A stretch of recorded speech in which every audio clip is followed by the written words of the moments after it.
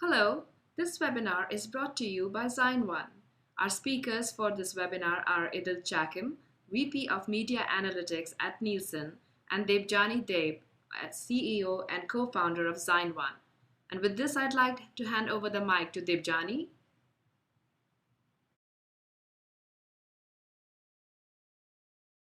To increase conversions in this channel?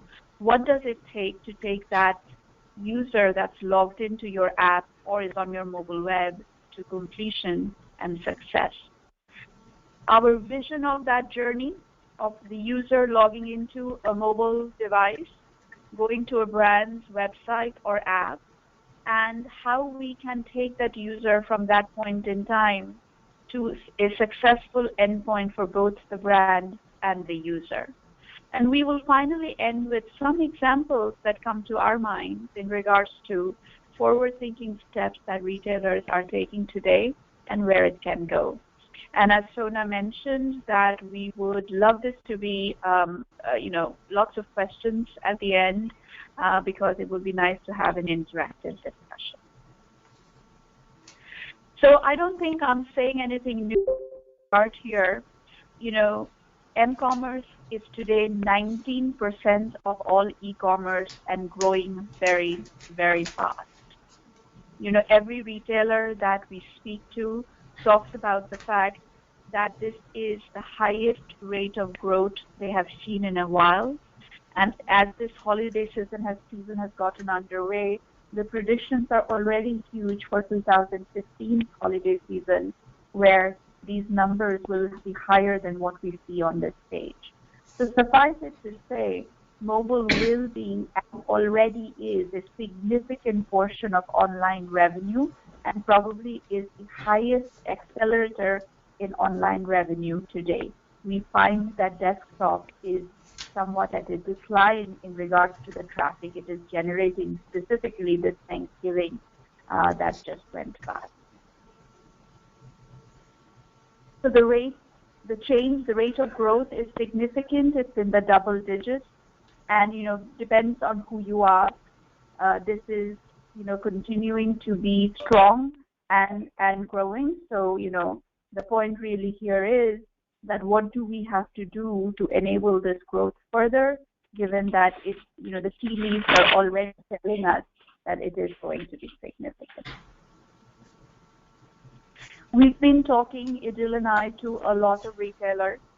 I've had conversations with retailers after Thanksgiving break, and the thought there still remains today, this week, that the traffic is significant on the mobile channel.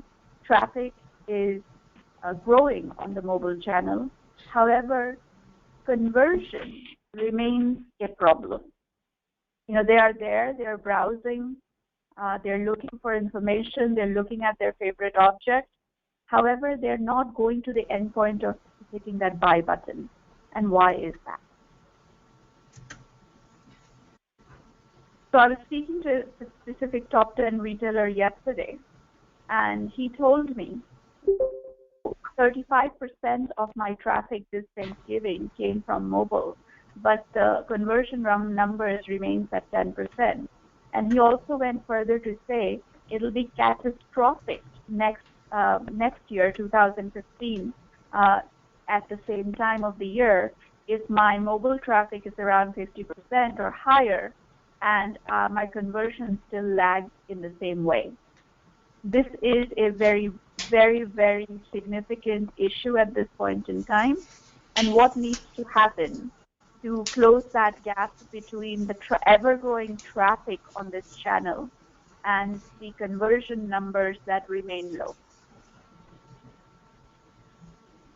So with that, I'm going to hand it over to Idil to take us through some of the thoughts at Nielsen in regards to this. Idil? Hi, thank you. So building on to what Debjani has been emphasizing, with mobile in the mix of channels available to consumers, the path to purchase is far from linear. It's more fragmented than ever. If we think about all the different touch points, from websites and blogs to more traditional sources such as newspaper and direct mail ads, consumers today have many options to receive information from you and to get enticed into purchasing something. However, the trail in which they can go about from getting informed, being aware, to shopping and then to fulfillment is a lot more complex with mobile in the mix. It's a lot richer information, but a lot more complex environment for marketers to meaningfully engage them and target them. If we go on to the next slide. So there's a lot of interest. We're seeing this amongst many different consumer groups, and I'm sharing insights from a mobile shopping and insights survey that we've recently conducted. There's a lot of interest in mobile. I would say it's no longer an emerging, just budding technology. It's establishing itself as a valid source of e-commerce shopping information, branding platform. 42% of purchases start on mobile. That's what mobile shoppers say when we survey them. But there are still barriers on the path to success. Let's go on to the next slide. Mobile shopping is definitely seen as convenient, but not as reliable as some of the other options consumers have today. So if we look at this insight again from our Mobile Insights survey, this is recent Q2 2014 data, you'll see that on the far left-hand side, mobile purchase on a smartphone or on a tablet, 24+8, about 32% of people surveyed agree that it's most convenient.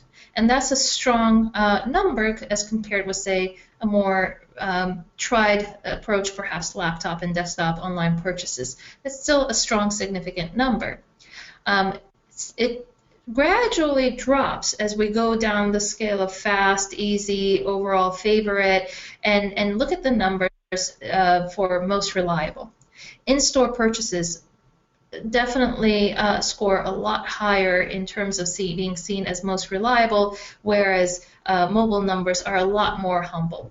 So people appreciate the convenience of the channel, but there's still some underlying trust issue that remains in terms of completing that purchase. And perhaps that's one of the underlying sentiments as to why we're seeing such cart abandonment in the mobile platform. Let's go to the next slide. So when we dig in a little bit further as to what are reasons why people pull back from completing that purchase on mobile platforms, why are we seeing this lack of conversion of mobile? Here are the top 3 reasons that pop up. People are most likely to say, I prefer to complete transaction online or in-store. They will revert back to what they feel comfortable with. Then they will really emphasize and go into things like credit card information and security and privacy issues. They don't like sharing their credit card information. They don't like sharing their personal information on mobile devices. And it's interesting because technically speaking, it's similar to what they would share on a digital online platform.